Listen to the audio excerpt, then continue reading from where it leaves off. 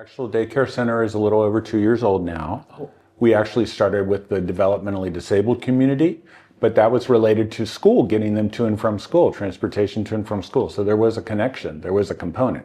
So my predecessor, Santo Grande, built the Intergenerational Center down in Cambridge, which houses more than just, but a senior center and a daycare with a large atrium area in between where those two bodies can come together and experience each other. Social isolation is reduced.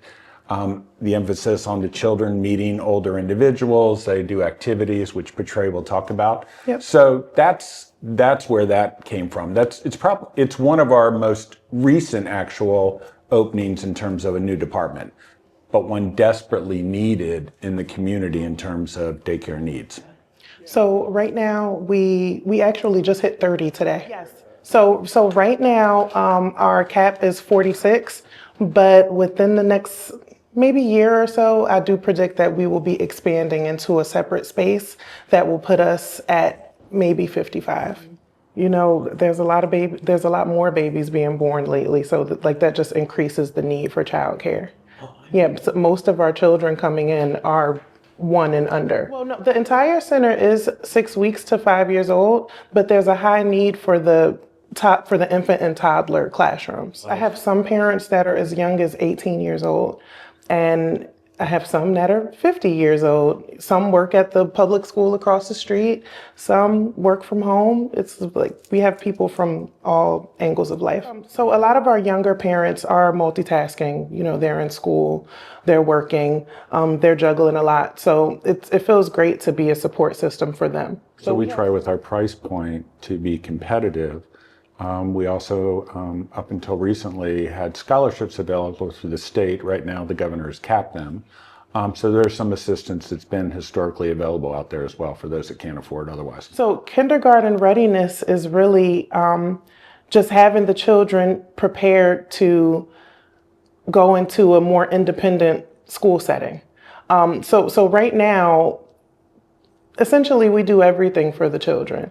You know, we help them to go potty, we wash their hands, but when you go to school, actual school, there's a significant difference and you have to be independent. Right. So a huge part of what we do is preparing them for that. I think it really makes us a big deal. I think we're doing things that most daycares are not doing. A lot of daycares really focus primarily on childcare, which is, in my opinion, is just babysitting.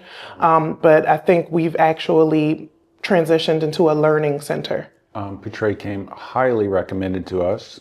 She has a significant amount of prior experience. Another beautiful point is that she has a very strong working relationship with the Maryland State Department of Education, which oversees our operation. She is highly regarded by them. And I believe that she, in a very short period of time, has really moved or elevated our program to another level. And I think it's really important to go beyond but watching children and taking care of them, to helping to educate them and get them into a better position to succeed when they get into school. Right now, I think our only restriction is the building is amazing. It's wonderful, but there's only but so much space we can have as far as the daycare. So we're actually, within the next year or so, I see us expanding into a room that's across the hall, but that's me moving into territory that's not necessarily daycare. I would hope that maybe in the future we could expand into a larger building, a larger space, but the possibilities are endless. Yeah, it'd be a good problem to have. Yeah. And absolutely. I think the needs out there in the community, I really do. I think all of the counties have opportunity. I think that Dorchester County, from the numbers that I've seen, certainly needs additional choices in terms of childcare, especially in the infant realm, but Talbot's no exception to that, no.